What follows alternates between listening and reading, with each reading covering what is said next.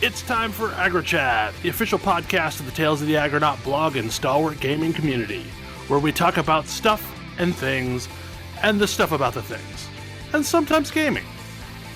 I'm Belghast, and let's start the show. Hey folks, it's that time again. Time for another episode of AggroChat. This is episode 384.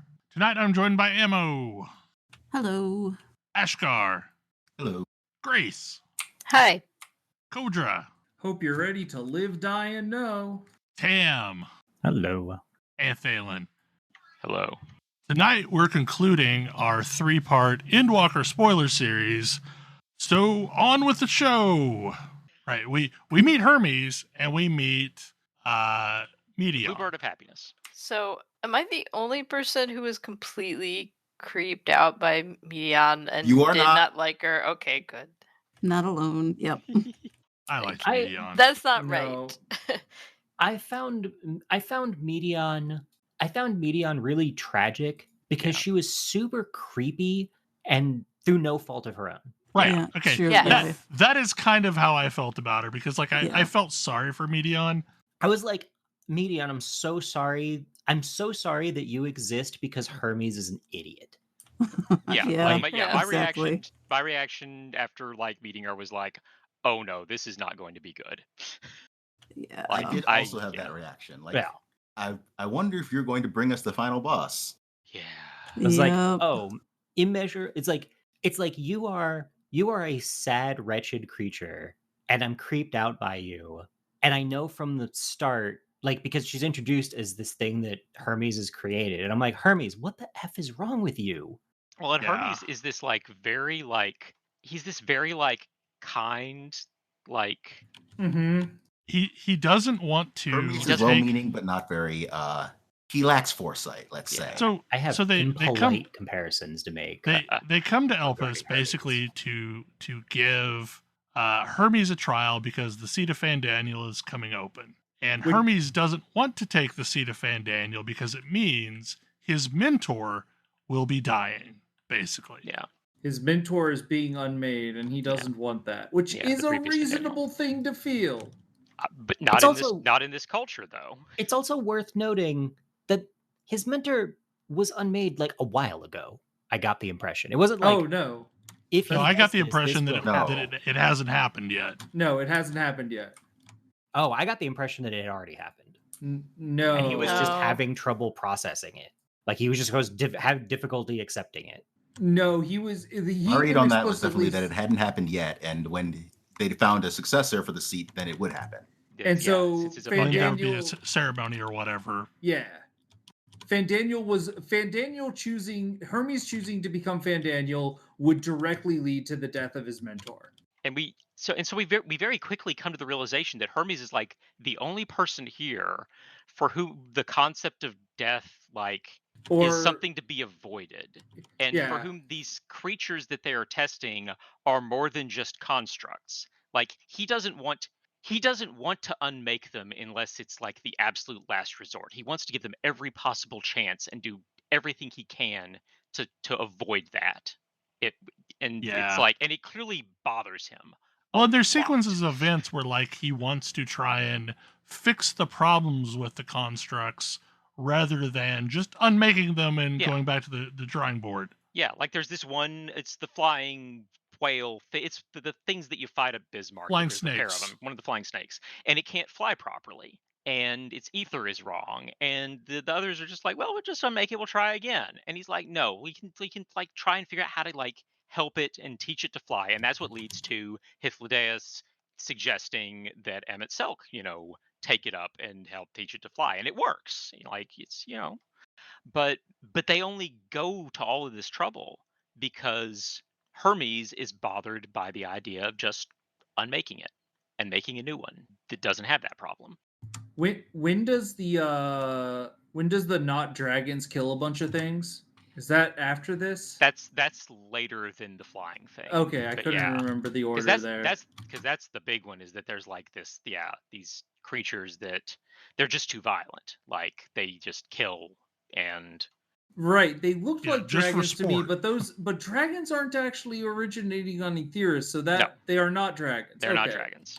But yeah, so Well, and we also, I think first we find out that Median is very in touch with emotion. She's what's called an intellecty, which is she can like communicate through emotion, and that's how she talks to us, like in our heads. She has the power of Dynamax. Yeah. Can we be The friends? real word they use is not better, as it's also borrowed from FF11. But yeah, where so it was a bunch of instances that everybody hated. I mean, wait. So it turns out Hermes knows about what we know as Akasha, and they call it Dynamis, and he's one of the only ones that even worries about it because it's so much weaker than Ether. It's like it's not that important. But that's what Median uses, and what she's like, and it makes her very like emotionally open, and she can communicate through emotions and feel other people's emotions. And can you see where this is going? And she can also manipulate people's emotions. Yeah, a little bit. And it turns out that she's not just one. She has a whole bunch of sisters, and they're all kind of a hive mind. And all of her sisters are out in space exploring, looking for other civilizations to encounter and learn more from. And at this point, I was 100% sure that she was going to be bringing us the final boss. Yep. Because Hermes wants to know what the meaning of life is. Yeah, he's like, there's got to be more out there. Like, we just gotta find other people and talk to them, and we can figure it all out, and everything will be good. And and my assumption at this point was, oh God, she found something awful out there, didn't she? Mm. And then like these creatures, these incredibly violent creatures, like are causing a lot of trouble, and Hermes like finally like agrees that like, okay, there's nothing to be done but put them down, but we have to do it properly, and we have to do the rite of sending, which is another Final Fantasy X callback of all things. Like, I really expected him to pull out Yuna's stick and like do the whole dance and everything, because they did a little bit of the motions even. So after this sequence, Median starts freaking out because she receives a message from the hive mind. Yeah, it's time for them to report back. And it is not good news. And Medion is non-hive mindy enough to realize this and tries to hide from us. She doesn't want to give her boss a bad email. Yeah. Well, and it's like she cares a lot about Hermes, and like there's this whole like thing about like her wanting like wanting a candy apple because he likes candy apples. And like his response on learning about this is like, you don't need to eat food. That like, why does that doesn't make sense? I don't understand. And it's just all very sad. Yeah. Don't we meet Venat before this point? Yes. Yes. Yeah, we're kind of Yeah, so we kind of skipped around. So we meet Venat, and it is through adventures with Venat that we learn that there's a whole pod of Medions flying around out in outer space. Yeah, we meet Venat when she like falls out of the sky on top of a shark man. Because these people and sharks. And she immediately sees through us as like, you're a time traveler.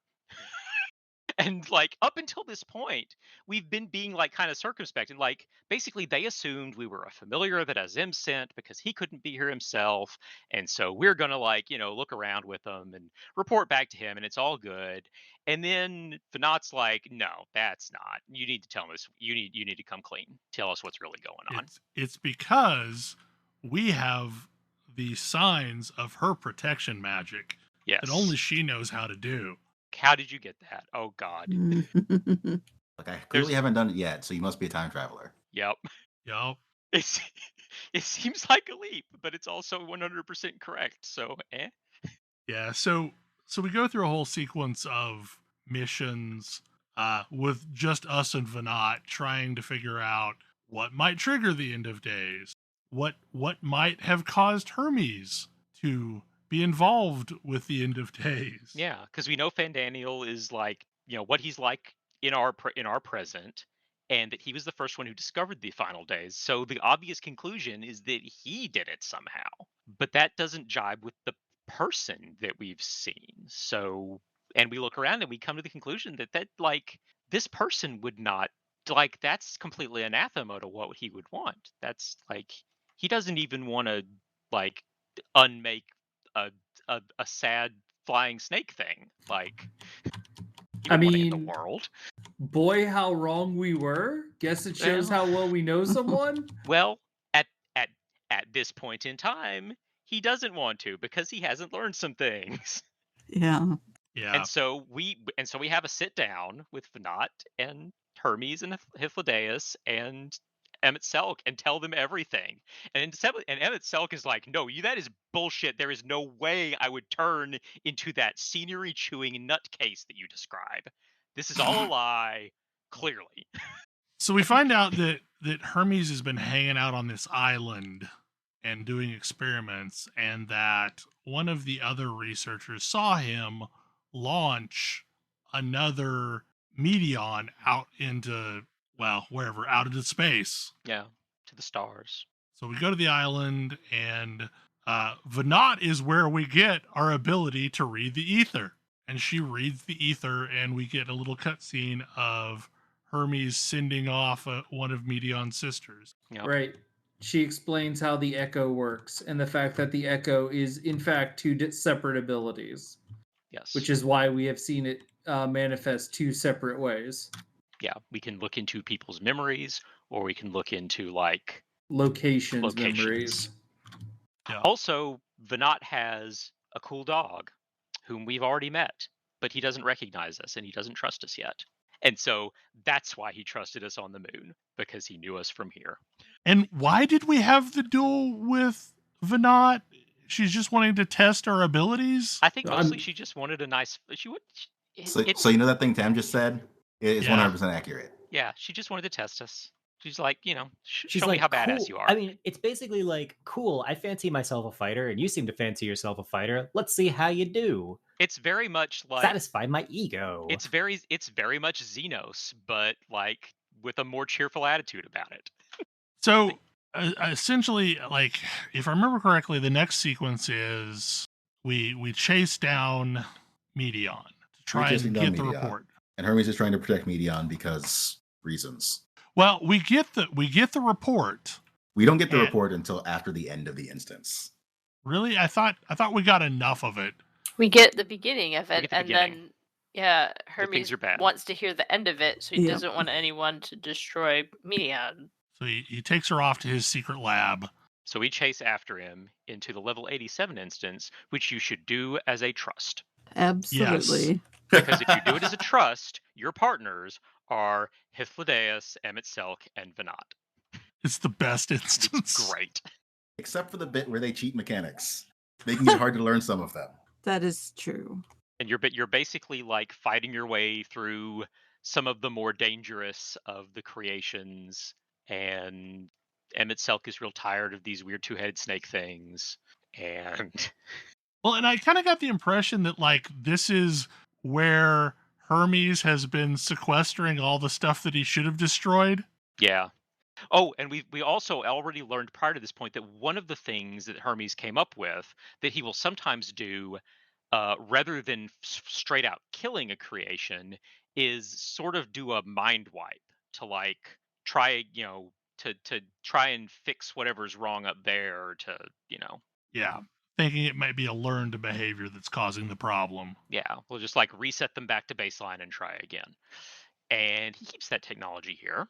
So we do the dungeon. Hermes turns into like his final form, and we lose, sort of. You win to lose. You win to lose. Both times against Fandaniel and Hermes. Yeah. And he's going to wipe our minds so that we don't know any of this stuff. Well, so Meteon gets the rest of the report, and it's that everything is terrible. Like the entire rest of the universe is dead, basically, according to her. Like they all succumbed to despair or ennui or were conquered, or it's just all garbage. It's death and awfulness everywhere, and life has no meaning. Or invented gods to destroy them. Yeah, and she turns from blue to black, and congratulations, the final days have begun. And and we could maybe do something about it. But Hermes decides that maybe that she's right. Basically, like that she's right, that life has no meaning, and that this is a test, and we need to see if the ancients will pass the test, and for the test to be fair, he needs to wipe our memories so that we don't know this stuff, so we can't like stop her ahead of time. Yeah, because Hermes is a broken product of a broken society. Yes. As you've been piecing together over this time, for all of their power and immortality, like the ancient society is fundamentally broken. Yeah, we do. Like, if anything, Elpis makes it clear this is not a society that needs to be brought back. Like, even if it weren't at the cost of our own, it is fundamentally broken. So Venat summons Argos and basically like knocks us off the platform and escapes with us before the mind wipe happens. So she and the Warrior of Light are the only ones who remember the past 3 days properly. Emmett, Selkithlideus, and Hermes, like, they know that they're missing 3 days of memory, but basically, like, Hermes was showing them this cool technology and there was an accident, and Emmett Selk is real snarky about it. But yeah. And so we're going to take what we know and try and do something about the future, and Venat will, like, will do her job here, which is to stop a bunch of guys from trying to make Ammosart great again. Yeah, and lives some bad times too. Yeah. She's like, yeah, I'm pretty sure I'm gonna be successful, but if I'm not, I've got you in the future. And it's like, yeah, I'm pretty sure everything I've told you should let you know you're not gonna be successful, but yeah. Whatever. It's weird hill to die on, but at least you're dead. Wow. Her ego is unstoppable. Yeah. Yes. So she tries, and we see her like beaten and bloodied, stumbling through Ammosart up to the people who are basically going to try and... Because we know she doesn't succeed. Yeah. We know that. We already know that. I mean, I'm pretty sure we even told her she's not going to succeed, but she's still like, I think I am. But she's still got to try. Yeah, I can't blame her for that. Like, I can't blame, but there could have been so many other ways to try and resolve this situation that doesn't send us down this exact same path. But we see a cutscene of the sundering, of her sundering the world to prevent these people from basically like recreating, for bringing things back, which like she would know, like the final days will just start again if they do that. Like it won't fix anything. So yeah. And now we're in the future and we know what happened, and we know what the cause is, and that we need to find Median and stop her. And we know that the Sharlayans have a cool spaceship. Well, hey, we Dad, also know that the Sharlayans have... Well, they also know that Sharlayans have a way of communicating with Hydaelyn. Oh, that too. Yeah, for some reason, our goal at this stage becomes, let's chat with Hydaelyn. Yeah, well, because clearly no version of Hydaelyn is willing to talk to us, and we need to get straight answers. And like all of the ample opportunity Hydaelyn had to communicate to us didn't work out. So maybe fifth time's the charm. And we have no clue where Medion is, so we need a way to find her. We do know that Hydaelyn knows. Again, Hydaelyn could have told us any time where Medion was, but no. We weren't ready for it. However, when we land in Garlemald, the blasphemies are attacking, and we have to deal with them for a bit before we actually go back to Sharlayan to try and borrow the keys to the car. Yep. But like the forum decides that they're going to let us in on all of the secrets after we save their asses in Garlemald. Yeah. So we find out specifically as a little side note, this interlude with Garlemald seems to serve no real narrative purpose except to provide an opportunity for Alice to openly mock Xenos. More than enough. And it does seem to be it also lets what's his name see Xenos in his current state. Yeah. Yeah, it lets Julius see how terrible Xenos is. Right. Well, and it also serves to show I can't remember his name, Alphino's dad. Yeah. That basically like, oh no, we're competent. Like we actually do a good job of dispatching problems. Yeah, because the Sharlayans are bringing refugees here to hopefully to try and use the teleporter to get them to the moon because the ship's not ready yet. And that's basically what we find out when we get to Sharlayan is they have propulsion systems and there's no way in hell they can get everyone to the moon in time. Like they don't have time to make enough trips. The ship's not fast enough. So we're like, well, if you'll let us take the ship, we could just like stop the apocalypse, and then you don't need to evacuate everyone to the moon. And also, we can solve your problems because we have a Sid. Well, and their response to this is like, okay, but what if you fail? Like, then everyone's dead. And like, I get it. And yeah, so we cut it. So we make a deal with them that like we will help you improve your propulsion systems. But then you will let us borrow the ship. No, then you will let us talk to Hydaelyn. No, yes. You'll let us talk to Hydaelyn, and then you will hear out our proposal. And then you will hear our plan and vote on it. Vote on it, yes. So Alphino and more importantly Tataru pull in every favor they have ever earned at any point in the game. And there is a massive mobilization of resources. So many people show up. Sid shows up and is like, hey, this is my ship now. Yeah. Sid's like, how dare you? First of all, how dare you? I'm going to put a flame decal on it. I mean, to be fair, there was a giant ship and we didn't call Sid. Yeah. I mean, we do call Sid, but he's like, there was a giant ship and he didn't know about it, and that was clearly wrong. So he's fixing that issue. So, some more quests happen where we help the Sharlayans solve their problems and we fix the propulsion issues. We also learn somewhere in here that basically that the moment Alphino and Alisaie's dad's like attitudes changed and he became so withdrawn was when he joined the forum and learned about this coming apocalypse. Like all of this has been Yeah. I mean, they point out that even that was not the turning point. It was when the kids were born. It's when his kids were born, and like suddenly this was personal. Like he's got to protect them. Like that's what this has been about. Yeah, that's he's still disowning them. Cool. Yeah, no, I'm not going to say that like makes up for all the shit he did, but like this has all been like him trying desperately to protect them. That's what it's ultimately all been about for him, and I can get it. Like I don't agree with the way he went about it, but I understand. Like I understand. Like there's a way to be patronizing and to be like there's an incorrect way of like being patronizing, but like still loving to your children. Mm-hmm.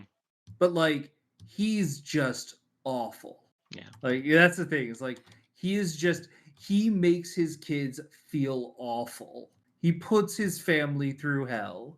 Yeah. And then he tries to be like, I do it all because I love you. BS. If you loved us, you'd treat us a little better than you did. Yeah. I'm not saying he was right.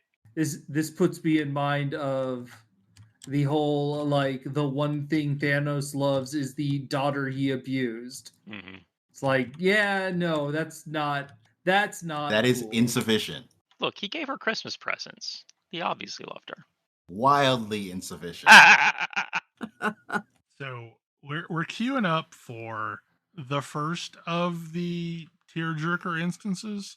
Yep. So so it turns out the Sharlayans they've basically drilled a shaft down into the center of the planet, and that's where the ethereal sea is. They dug a hole to hell. Dug a hole to hell because the ethereal sea is the underworld. It's where souls go when they die. That's where the ether goes. It's not entirely unlike the Mako. That's why the anti-tower went down, because the anti-tower was for studying the ethereal sea, and apparently when they like abandoned the anti-tower, it was when they built this thing. And boy is Matoya going to be pissed when she finds out.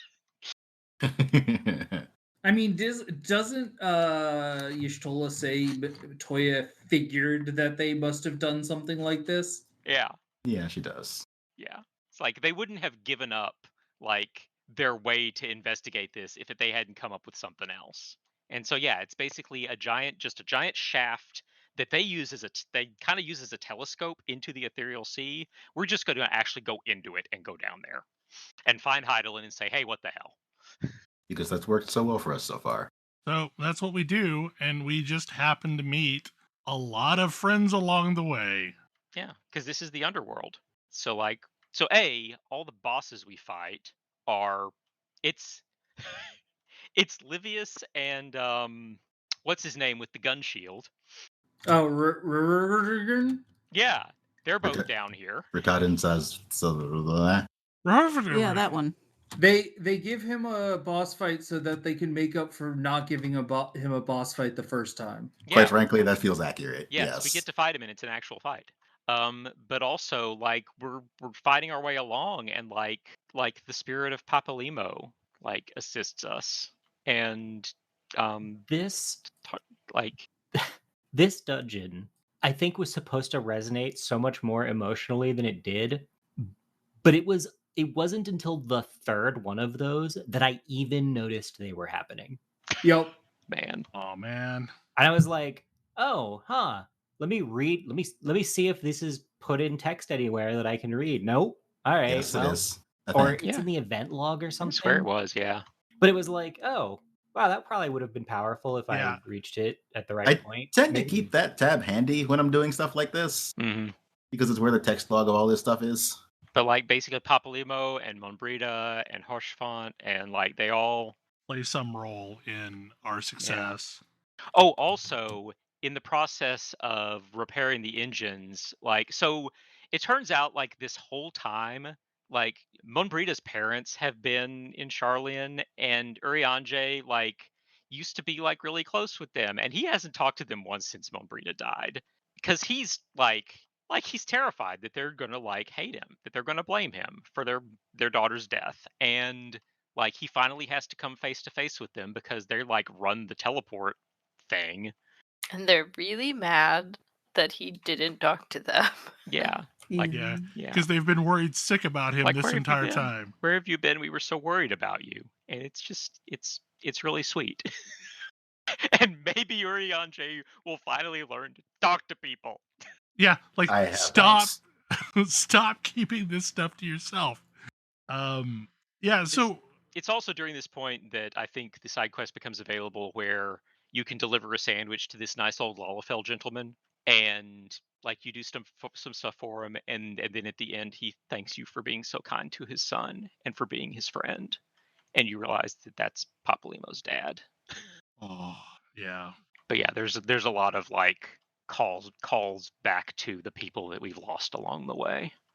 So at the end of the dungeon, we get to talk to Hydaelyn. Well, first we get to fight Daniel Ammon. We get to fight this character for the third time. Yeah, because he died, so now he's in hell. So yeah, so we fight him on. Because yes, clearly this character gets to be fought 3 times. I was so happy to be done with him. No, we fought Zodiark, and then we fought Hermes, and then we fought Ammon. It's 3 separate fights, 3 separate bosses. Clearly. To be fair, only the first one of those is the one that I thought was actually interesting. But yeah, so then we come face to face with Hydaelyn, the giant crystal that we've talked to in the past that is totally Hydaelyn, and it's not Hydaelyn. Hydaelyn's behind the crystal. Yeah. Hydaelyn is the Wizard of Oz all along. Yeah, Hydaelyn's the one that looks like Venat. It's Venat. And yeah, and once again, she's like, I'm at the end of my power, but I need to test you one last time. And why? And then she goes into because she still doesn't actually believe in us. Yeah, and so she goes into full Amano mode. I mean, that part's cool at least. It is. It's a really cool design, and that's the level 87 trial, and we can do it as a trust. We can bring the other scions with us. So, minor pause here. While the idea of doing the trial in a trust is neat, the execution was awful. I hated this with a fiery passion. So why is that? I liked it. I wished everything would be in trust from now on. Yeah, I enjoyed it. I enjoyed it fine because, like, I mostly followed Ishtola around, and she did mechanics well. And the only person who fell down was Urianje, and like, who cares? It is difficult to get in a situation where a trial is still going, but will eventually fail in a party of actual people. Like, that's true. Oh, there's no one left alive. Well, everybody's now going to run into the border. No, I can't even do that because I have extra lives and whatever. And that, like, the very first wave attack, all healers and Alice died. Ooh, wow. So I got to sit there as they wiped for a long time. Oh. Because I definitely wasn't going to be the first one to die, given how I was the tank. I had survivability and they didn't. So it just sort of slowly dragged on, and I hated every minute of it. Yuck. Yeah, I did not have that problem. It probably would have frustrated me if I did. Yeah. Like I said, the idea I thought was really cool, and I hated it. I had the opposite problem, which is I sort of breezed through that trial, and then when I got it again in the group finder, I didn't know what I was doing. Yeah. And I didn't have Y'shtola to follow around. It's like, I can't just stand on Y'shtola. What do I do? Yeah, that, basically, like, as a tank, I just kind of took cues from the group. I kept running into the problem of there's this big red circle on things, and I don't know what that means. That's apparently the tank buster yeah, it's symbol. the new tank buster. Yeah, the red swirly. Yep. Yeah. If you're not the tank, stay away. Yeah, that is new in this expansion. I kind of wish that they would add it to everything else, because it would be nice, to have a clear indication of a tank buster, stay the hell away. I did recently find out where they started using it, and the answer is the near raid. Ah. Oh, okay. Yeah. Okay, so it's not new to this expansion. Interesting. I didn't get far enough into the near raid. I have run the near raid, but I have not tanked the near raid. But yeah, so he beat up Hydaelyn. Well, okay, first of all, she gives us a choice. She gives us a choice that, like, either we can flee the planet and follow the Loperates with the moon, or we can fight her to prove that we're strong enough to, defeat Meteion. Yeah, because go face off against Meteion. It's like, and I mean, and I can see the idea that, like, she doesn't want to send us off on this mission without being pretty sure that we can actually succeed, because if we fail, like, nobody gets evacuated. So I can, but yeah, it does feel like after all of this, you still don't believe in us. Couldn't you trust us by now? I mean, but also, we had to have a big fight against Hydaelyn. Like, did we? She's the last primal. Like, I mean, I'll admit, I needed a big fight against Hydaelyn. I need to punch that stupid crystal in the face. Exactly. Didn't you need to punch Hydaelyn in the face? I guess I didn't need to punch Hydaelyn in the face, but I guess I respect if people did. I mean, we beat up primals. It's our job. She's the only primal we haven't beat up, so we got to complete the set. What are you talking about? We fly on the wings of primals. We are primal friends. So that is a thing that happens right after this fight. After we finish beating up Hydaelyn. Yeah, because we beat up Hydaelyn, and she gives us a couple of things. So she put a locator on Meteion when Meteion flew off. Like, we saw that happen. And she gives us a thing that basically be able to track Meteion and go find her out in space. And she gives us a thing that we can use to basically kind of harness creation magic, like the last of her creation magic in a crystal. We don't know how long it'll last, but so we had that. It's a plot MacGuffin. Yes, and she gives us this giant crystal that she was behind, which it turns out is ether that she has been collecting this whole time for this exact purpose, so we could use it as fuel for our spaceship. Because where we're going, there will be no ether. Yep, we got to take a lot of ether with us. Yeah, every technology we know of relies on ether. This is the last gas station for ever. And so the way that we use this crystal is all of our primal summoning buddies show up. And it turns out, okay, and so this is the other part of why I know Emmett Selk was lying to us about being tempered by Zodiark. It turns out the Loperates were able to look at, like, the summoning magic that they had been given by the Ascians, and were like, oh, this is not right. They they changed this part to deliberately cause the things that are summoned to temper people, like so that more summoning would occur. We just fix that, and they're perfectly benevolent. So I there's no suspect something the size of Alexander would still be a problem because of all the ether, so on and so forth. But yes, like maybe, yeah. So this whole again, summoning thing being a problem for being an existential problem is a thing that Ascian basically made up. yeah, like they did that on purpose to cause as much summoning as possible to occur. All Ascians are bastards. Yes. So Mhm. again, there's no reason that flaw would have existed in the summoning of Zodiark. So again, Emmett Silk was lying about being tempered. So they take this giant crystal and summon a whole bunch of primals, and who shove themselves into the engines of our spaceship. Garuda seems particularly annoyed by this. Yes, she does. But Susano thinks it's great. Revelry. Someone wanted an excuse to have more Susano voice lines in there. Oh Look, yes. Susano is like the biggest himbo primal, and I'm Yeah, here for it. Honestly, He's- like he's awesome. But yeah, like Garuda's real snarky about it, and then Susano's all, basically convinces her that like, no, like you're showing them how awesome you are by lending them your wings, and yeah. And so they all fly into, like, we take off and the primals follow us and they all fly into our engine ports and we're off to the stars. Where there is not air to breathe, as it turns out. No. Well, I mean, technically there is right around our ship, and then I mean, Medion shows that's up. as a result of a thing.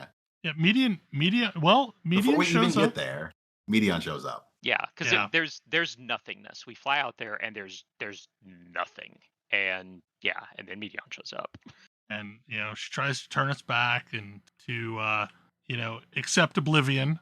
Because she's giving us a gift. She's ending it all. It's like life is pain and despair, and she's just so goth. She's just so much more goth than thou. And Thancred isn't having any of this. No, Because his daughter is on the first, and she will die. And there is no way we can save her. We can't.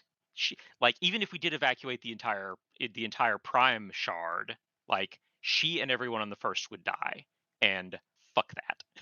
So the beginning of a whole bunch of sacrifices starts, and Thancred knows how to fix this. So he gives us air to breathe. Well, so we're all passing out, and like Thancred is able to stand up because he can hold his breath for 10 minutes. And faces off against Medion, and like then we pass out, and basically she unmakes him, but his ether is still here and is able to like give us a place to stand and air to breathe.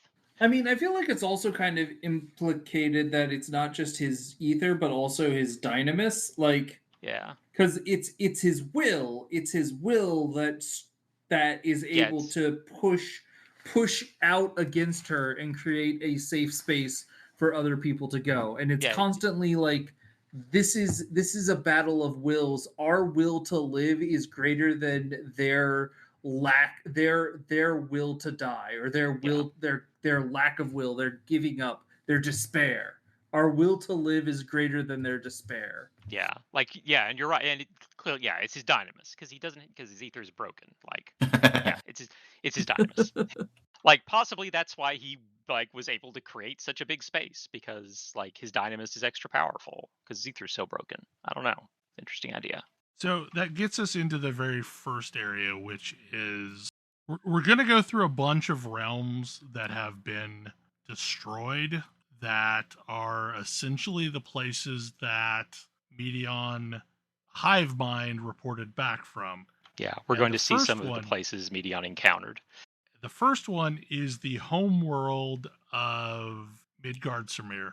Yeah, it's where the dragons come from, and I'm pretty sure we already know what happened to the dragons, and this links up to that. Like, well, first of all, initially, so I think we learned it during the Omega sequence. Yeah. I think it's been mentioned. I think maybe it's been mentioned elsewhere too. Like, we definitely know that they fled their planet due to destruction, and I think it's during the Omega sequence that we learned that the Omicron. Yeah, I mean, he specifically took his clutch of eggs and fled.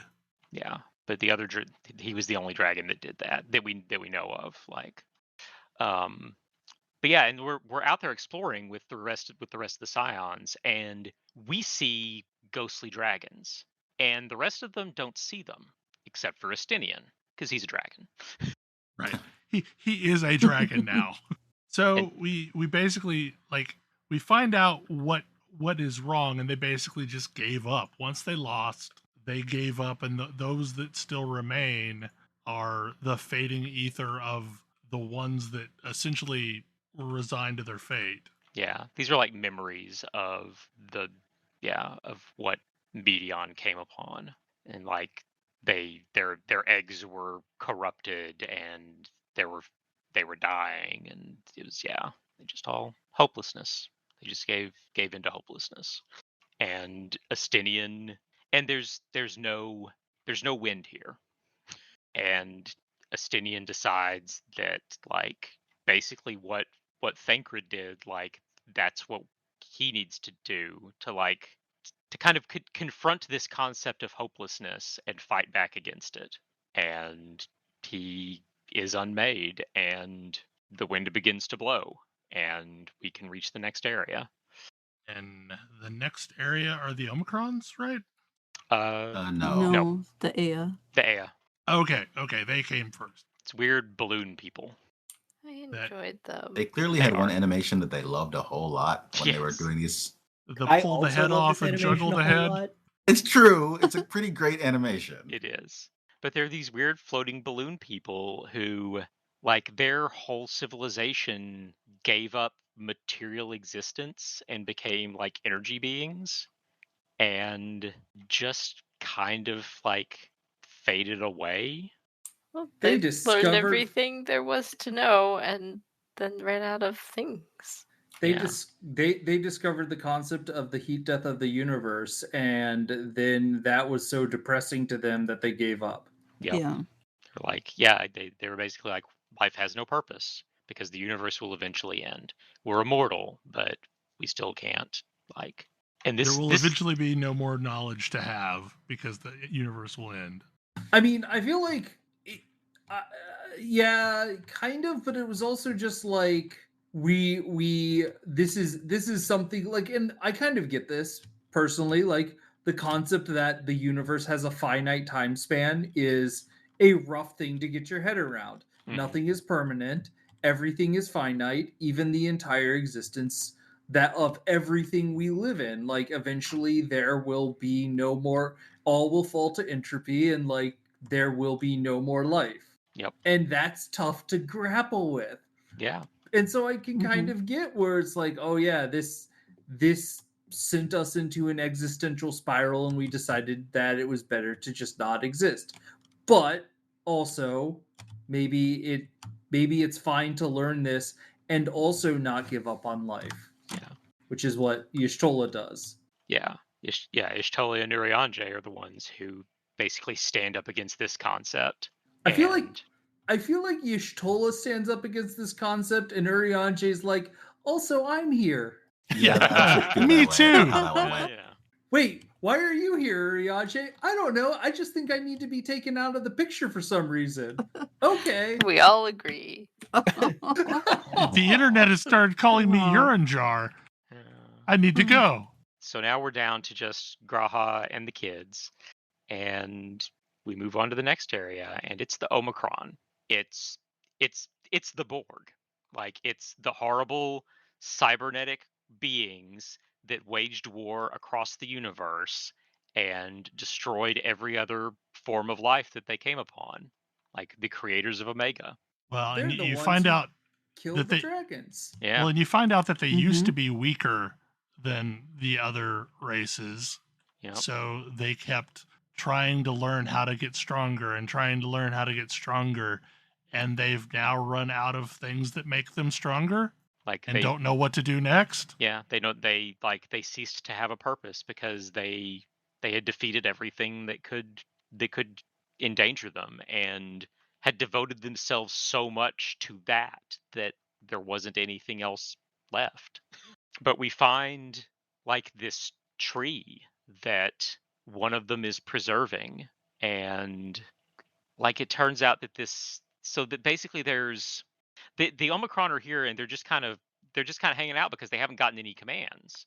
And it turns out the one of them that kind of should be responsible for this is the one that's given up. That's like this serves. There's no point to this, and we managed to track him down and confront him. And this, in part, involves like attacking him with lightning bolt a bunch. I mean, I find that part kind of amusing. Yeah. And so this is the point at which Graha like steps forward and gives us our path to the next section, which is like an outdoor bar covered in dust and nobody's there. Mhm. Is one of the completely dead worlds that Yeah, was like- dead before Medion got to it. Yeah, like we don't know what happened here. Like it was already just dust. And Median shows up and is like, there's nobody here to stand against. There was nothing here. And you can't go forward because you can't convince anyone to open a way for you. And also it's of a point when Ishtola sacrificed herself, she specifically calls out the fact that you have this creation thing and you could easily bring them back. But don't do that because then you'll all die. Because them being this corporate is the only thing, like, that's the only reason we have air and can move forward. So Mhm. don't do that. That's not what you should do with it. So this has been brought up, and like there's a reason we're not just immediately bringing our friends back. Like, but so Alice and Alpha know, like, I mean, they're kind of like they have to kind of steel themselves, but they step forward and they confront Medion. Because Medion's the only person there to convince. Yeah. Yep. And form this like staircase up to the Rainbow final, Bridge. Yeah. Yeah. Up to the final section, which is so there's this. So what Medion has been doing Medion has been collecting the ether of all the things that have died and sticking it in this giant egg so that it won't be reborn. Because all the things that are turned into blasphemies, their ether is just gone. Like they're not dead. They no longer exist. Their ether did not return to the ethereal sea. They have been obliterated. Like that's dark. But this is like she has it. She has it here. It's in this egg. And if we can break this egg open, like release the ether, we can restore that so things can like start to, the cycle can continue. And like then also like stop the final days, like stop her. And so we like very, very slowly climb this staircase with like shades of like all these people that we've known throughout our journey, like, showing up next to us and like their, voices resounding in our mind. And I am crying the entire way. Yeah. I will be honest, this would have been more impactful if I recognized any of these voices. Oh, I recognized Midgar Sormir, but I feel like that's probably because he's a big dragon. It was pretty obvious. yeah, he has Yeah. recognizable voice. And so we get up to this final platform but like we can't get any closer. Like the nest is up there above us, this giant egg, and Medion's there, and she's like basically like okay, now what? You're done. And like, then we remember our plot MacGuffin. because we can't use our plot MacGuffin to bring back the Scions because like then we would immediately die. That's no good. But what if we brought somebody else back? Real mad about it. It's real mad about it. Stay mad about it. Well, one of them is. We bring two people back, and one of them's pretty mad about it. The other And one real- is That's okay. funny. And extra mad that it turned out that what we told him was entirely correct, and he did actually turn into that giant scene-chewing asshole. Because Emmett Selk and Hythlodaeus are here. Hythlodaeus thinks it's real funny because apparently this is just how he operates. No, Yep. he's the best. I love him. I think that mostly he thinks it's funny because it makes Emmett Selk so mad. Yes. Absolutely. Like they're basically like, good call, and they create a giant field of Elpis flowers. Well, they ask they tell us to think about something, Yeah, and they'll create it. Yeah. yeah. Like what? Like okay, because you created them, and they've got all their creation magic. So now they can like we kind of like bootstrapped ourselves into like make whatever we need. It's great. Yep. And the thing is the Elpis flowers, when they spawn in, are beautiful and iridescent. They're not black. They're not, charred. They're not full of despair, proving that, like, even out in the remotest reaches, there's still hope. And Medion just like collapses, and like we've gotten through to her, like to this one Medion out of a massive like hive mind of them. Let's be clear, we've gotten through to this one single Medion. But one is all it takes at this point. And the egg cracks. Yep. And the ether starts flowing. And Uber now, Medion. And now we can safely bring our friends back. But of course, we use another plot MacGuffin that we haven't even talked about. When we left the ship, they gave us this device that would summon us all back to the ship. Wait, no, we do in the whole dungeon. Yeah, first we've got the whole dungeon where we see like all of because we follow because this Medion who has turned back to blue like flies off, and we follow her through these visions of the worlds that she saw. Following the bluebird of sadness. Yes. We see this world that felt a plague, and one where they like made weapons of war that killed and killed and killed until there wasn't anything left to kill. And then the ones that got, bored and made a god to destroy them. Yeah, like made this beautiful golden god to like to pleasantly, end their lives. This was a really cool dungeon. Yeah, It was. I want a game of just like the middle section. Yeah, I thought this was really fun. Yeah, it was really neat. The middle section, the weird weapons of war section. Mm-hmm. I guess that would be weird in the Final Fantasy context. I mean, it's kind of Final Fantasy VI. Never mind. Yeah.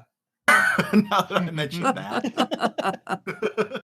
No, it was super cool. And like I liked the little kind of optional vignette stories through each section. Mm-hmm. That was Yeah, cool. because there's little things you can counter that like give you more information about them. And Medion is talking to you the whole time about like who these people were and what happened to them. And the last one in particular, like the last one is very reminiscent of Elpis, because Elpis is this beautiful, beautiful place with these people who just like death is just this thing, like to like, yeah, I'm done, I'll die now. And this is this beautiful, beautiful place with these people who like are actively calling this thing that they created, this beautiful golden prancing god creature, to come and kill them. And you fight it at the end, and all of its attacks are like prance and Butterflies. like warmth and yeah. But so you fight your way through all of that, and then you confront like the Medion hive mind, like all merged together into this giant dark goddess of despair. The end singer. Yeah, and you and your friends like basically everybody gets a cool moment of like Graha throwing up the paladin shields and like people like jumping to attack and all of this stuff, but it's not going well. And then like Medion just like throws everyone into this giant whirlwind, and that is when you remember the other MacGuffin that we were given, that everybody has a little device attached to them that will teleport them back to the ship if you press a button on this thing. And so you pull the thing out, everybody has one of these things with the button, and if anybody presses their button, everybody is teleported back. So you pull yours out, you hit the button, and then you toss it. And I think is it Alphino or Alice who sees you do it? And is like, don't you? Yeah. It's Alice, because their response is basically, "Don't you fucking dare!" And then gone.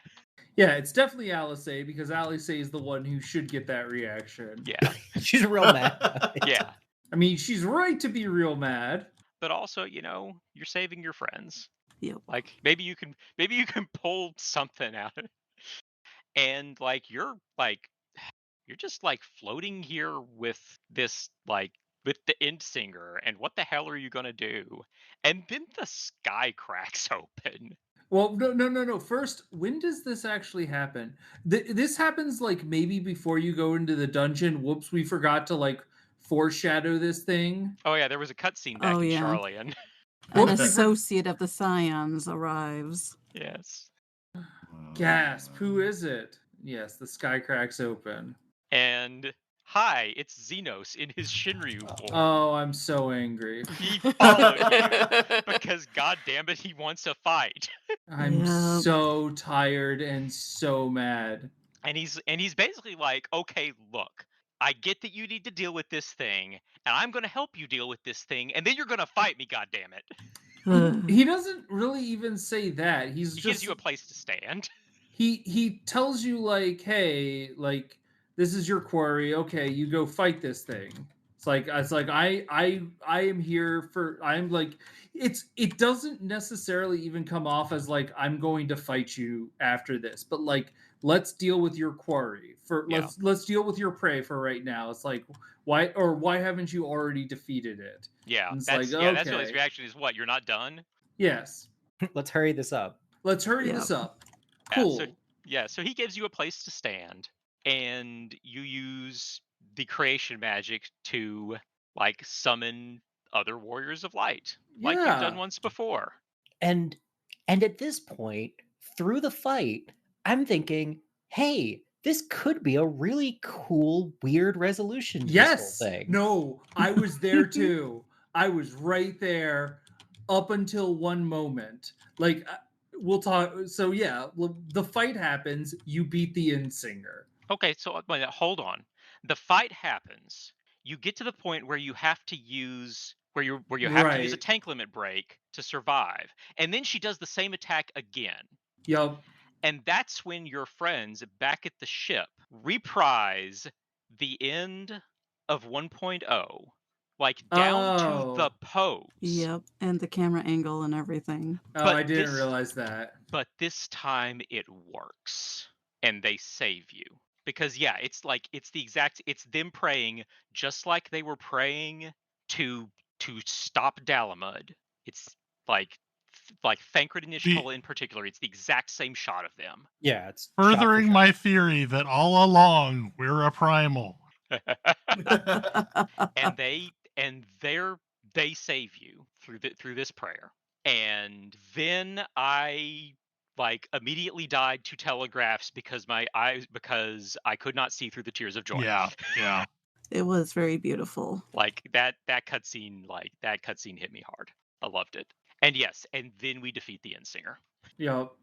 Then like after that, you get a buff that gives you like 70% more damage because all of your companions are praying for you, and that felt really good. Like the last 40% are fast. I 'Cause love turns the out look of Because it turns some out of what the limit mechanics. breaks are, what this whole breaking through the limit thing, limit breaks, that's been us harnessing Dynamis this whole time. Yeah, because they literally cannot have any mechanic in the game that is not explained narratively. That's what a limit break is. I love so many things in that fight. Like I like the rewinding mechanic. With a This rewinding looks so mechanic? Yeah, like where the planets collide. Oh, yeah, and then they rewind, and then they collide again, and then they rewind, and then they collide again. He's Yeah, like, we're just gonna there's some keep cool doing stuff. this. It's Yeah, like, it's I'm gonna really blow up cool. these planets until you're gone. Yep. Oh, whoops, it's not working. So we're there. We've defeated the Endsinger. And that's the end of the game. That's the end of the game. Done. The Oh end. yeah, yeah. Yep, game's Credits. done, roll credits. would- Super great. But Be so good if that were the case. Yeah, I'm Back on our kind of with you spaceship, go there. home. So This next part was highly unnecessary. so here's the thing. So apparently a lot of people really loved this next bit. Yes, and I don't get it at Wow. all. Why? I apparently a lot of people like really wanted that fight.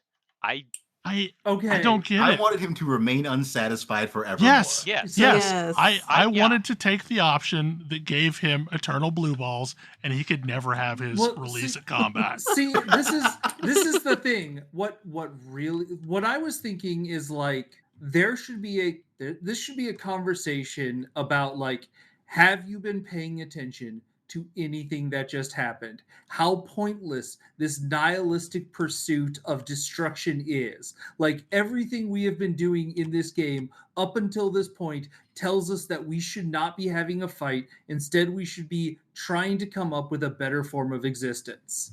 And then he's Yes, like, but he is not going to accept that. but he's not going to, but that's fine. But then he's like, if you want to walk away, that's fine. And then it's like, We You didn't have get that three option. options, and they're all, no, I really want to have a nihilistic form of combat with you. And I was mad. Yeah, I was so angry at the tail end of that. Because, like, again, he opens the question like that. Why didn't you give us that option? Yeah. And the thing is, they could have forced me into that fight anyway, where he doesn't accept the answer. Yeah. We could have still Yeah. had that fight. Just let me be like, no, I'm not going to give you the Just- yeah. satisfaction. Yeah, let me not. Let me refuse. Yeah. Like, and then he jumps me anyway. Fine, whatever. Yeah, Oh, like I expect that. And the fight itself, like mechanically, it was a good fight. Like I was too I annoyed hated it. to appreciate it. I did not find it like It was the like game 3 times pretends as like long this as fight it is close, needs to. and for me that fight was not close. Well, I didn't I even mean, do his attack, yeah. and that fight was not close. Right. Like, he never got even close to killing me. It just seemed to last forever. Well, It was a way I too had the got me long. opposite. It down. was weirdly fast, but it was close. he got me down to 2 lives, but I will not say it was fast. And once he got me down to 2 lives, I was like, I have to redo this fight. This was earlier today, and I was like, I want to be able to beat this game so I can talk about it. And I was like, oh, I have to beat this game because I really want to talk about how much I hate this fight. Yeah, like, I went online after this to try and gauge sentiment because I thought, well, maybe this was another East versus West thing. But no, apparently there's a lot of people that like this fight with Xenos, and I'm like, I don't get it. Why would you want to fight him? It feels like it undercuts everything the story has been building to. Like, and I was having a rough time with this expansion. I think I did stumble a lot trying to get through it. It felt like a slog, especially in like the like act 2 where you're like off in Elpis. But I had a ton of fun as soon as you got to Ultima Thule. Ultima Thule was great. I loved it. I was like, well, this is another expansion where there were a bunch of highs, a bunch of lows, but it ended super strong, just like Shadowbringers. And so, yeah, it's not my favorite Final Fantasy expansion, but at least it ended really strong. It's not the worst, but now I'm like, I'm not sure it's really the worst, but the ending just took such a wrong turn. Yeah, I mean, it bobbled on the landing. If it had just ended before that fight, it would have been perfect. I mostly don't think about that fight. Like, yeah. The worst part is immediately after that fight, we go back to the ending we should have had anyway. Yeah, Right. Yes. yeah. Like you wake up and like Alisaie's like real mad at you for worrying them.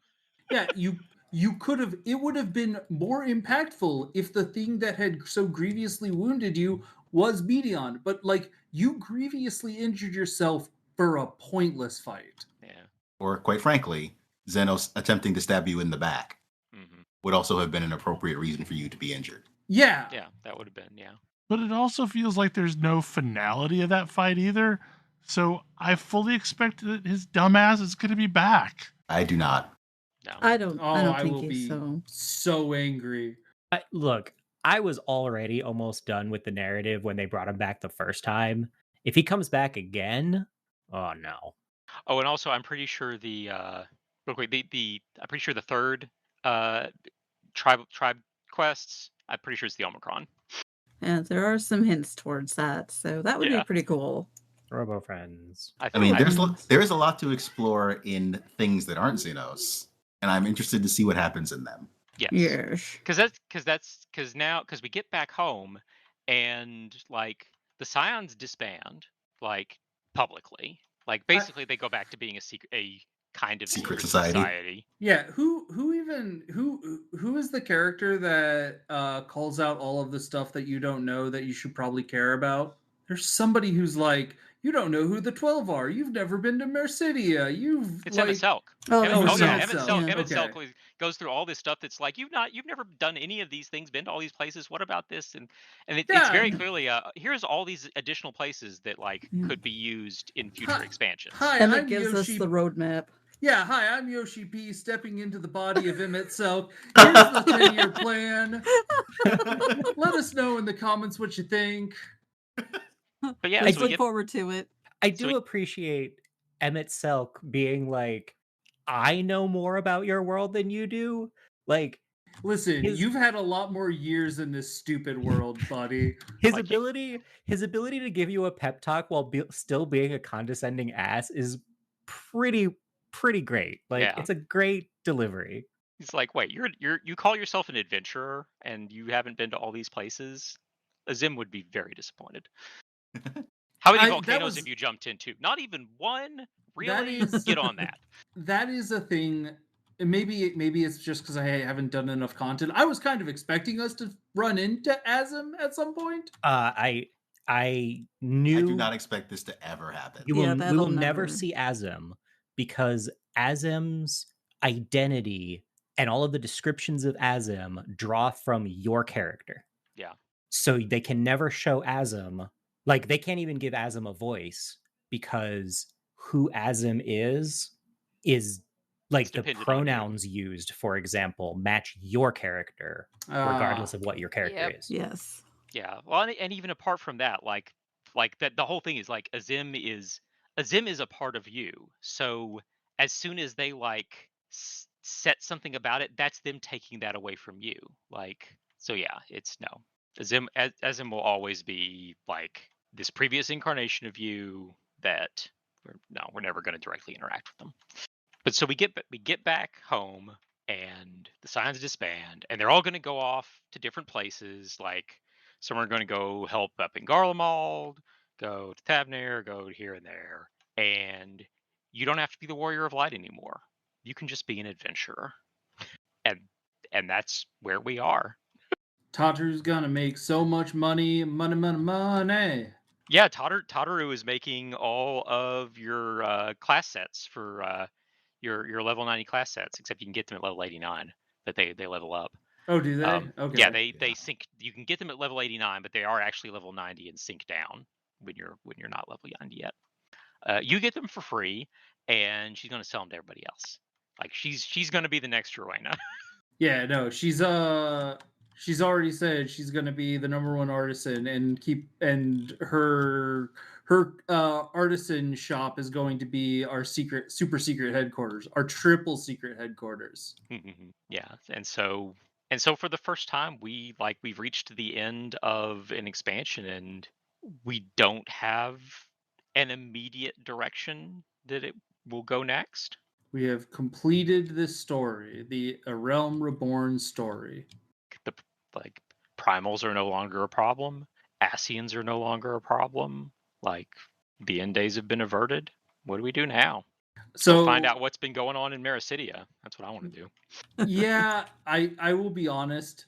I never watched the live letter because I was told there's going to be spoilers in it.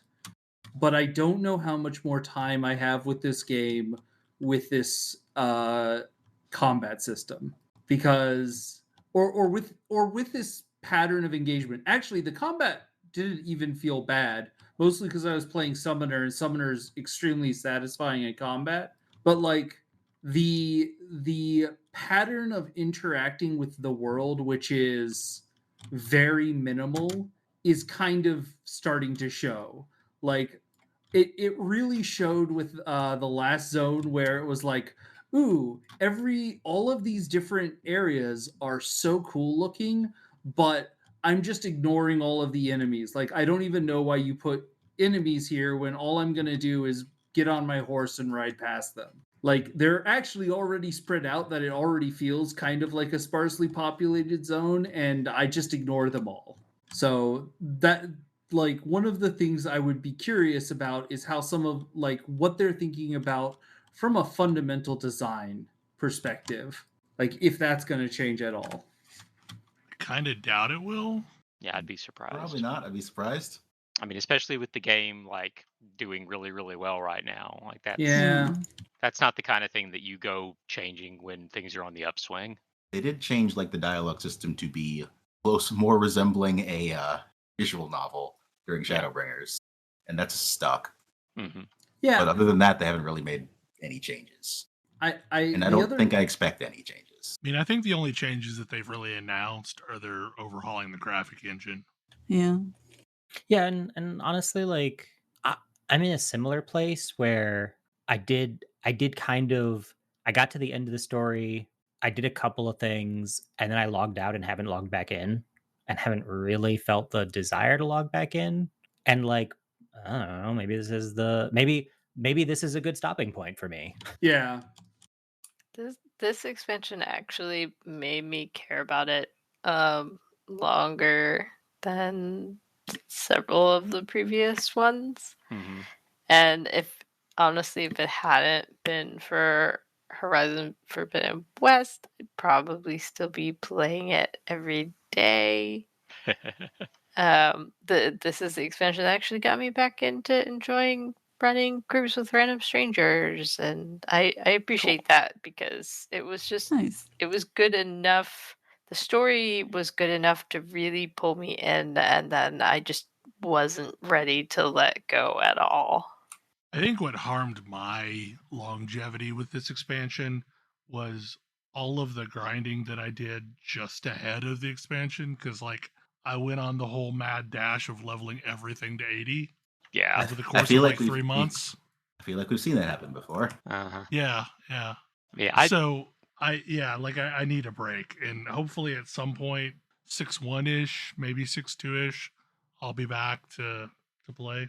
Yeah, like I really enjoyed the expansion. I kept playing for a month, some odd after completing it, or I guess a month after like the 8-man went in, and played through that.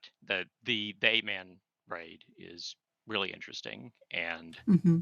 addresses some dangling threads and promises to maybe address some more of them. And I am almost certainly when 6.1 lands coming back to do that stuff.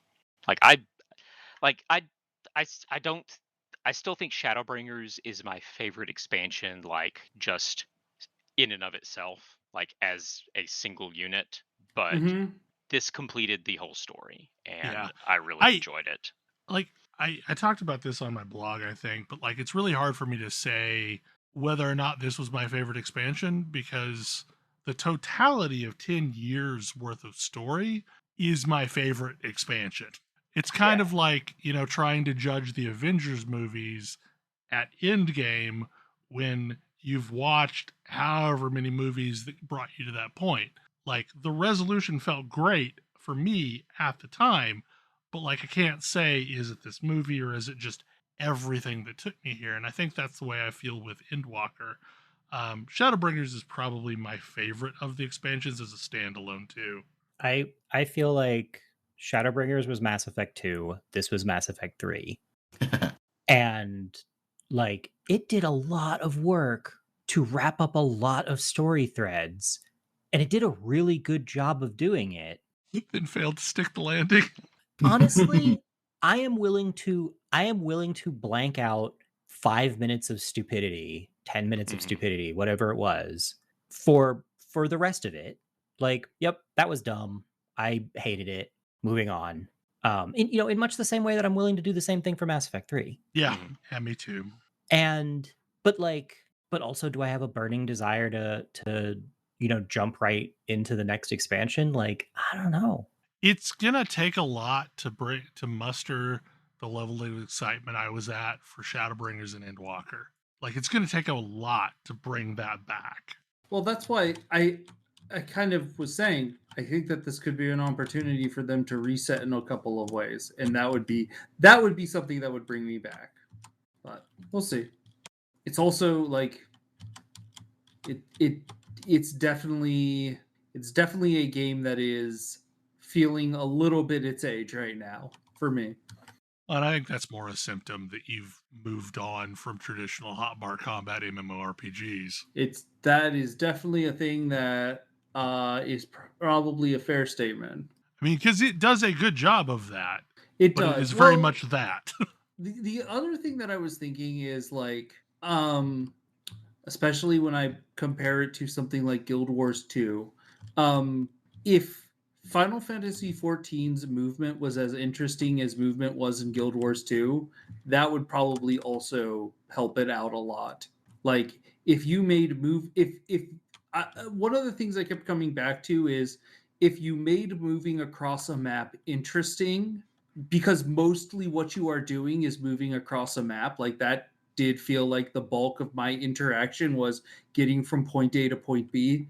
And that can be okay if getting from point A to point B is interesting. Yeah, I mean, fates aren't enough to really I was adequately never in a distract you. successful fate through my entire leveling experience in this Really? expansion. Not Wait, once. really? There was soloed most of 'em. Exactly one time where I saw another player even once. Oh, That happened a lot for me, but I came by rather late. I would also point out that that if you're a tank, it might be much more possible to solo fates than if you're a you cannot squish- do So it as a my fate soloing class of choice was Black Mage. Like I've soloed fates on every class. Yeah, same. I just don't I- even bother anymore. I've gotten my face punched in by fates that it just feels like a waste of time to throw myself against them, so I didn't bother. I did try some, and I felt like I was getting punched in the face pretty hard, and I was like, no, don't need to do this. I mean, those are all fair statements. I would agree though that Final Fantasy lacks a core reason to be killing things. Like, yeah, you get some crafting materials, but you know, I still say that the crafting material thing feels uninteresting as rewards. Mm-hmm. Well, and realistically, if I want crafting materials you get from killing creatures, I'm going to send my I'm gonna send my retainers out to retainer get to do 'em. it. Yeah, exactly. Or just accept the fact that I'm gonna pay market value for it. I'm not gonna do that. So we have gone extremely long.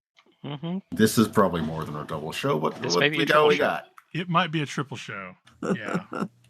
I enjoyed it. I mean, but I kind of feel in the same place that a lot of you have mentioned, where it's going to take a lot over the course of 6.1 through 6.55 to bring my level of excitement enough to dive into another 10-year epic. They do at least have some time to do this. They've announced they're spacing out the patch cycle a bit, Yeah. so we'll see. Yeah. I'm I mean, looking forward to what they will, offer us in 6.1, see what kind of ideas they're going to start putting out there. Yeah, I'm really curious to see, since they wrapped up so much, exactly where the next few patches are going to go. Yep. Yeah. Yeah, like I'm fascinated. I really enjoyed it, and I'm interested in following where it goes next. But also, I've been through the MMO burnout cycle before, and I know that it's best to. I mean, if I end up stopping, it's because I know it's best to stop while I still liked it Mhm. before I feel burned out by it, and I really enjoyed it. Well, any final thoughts? Xeno sucks. Xeno sucks. Xeno sucks. sucks. Yeah. Oh, Yep. absolutely. In so many ways. Yeah, all Asians are bastards. Yeah. Well, hope you enjoyed the show, and I don't know how many episodes this is going to get turned into, but I'll find out in the morning. We'll see you next time. See Next you. time. See you sometime in the Eventually. future. Please look Yep. forward to it. Good night. Good night. Good night. Good Good night. night. See ya.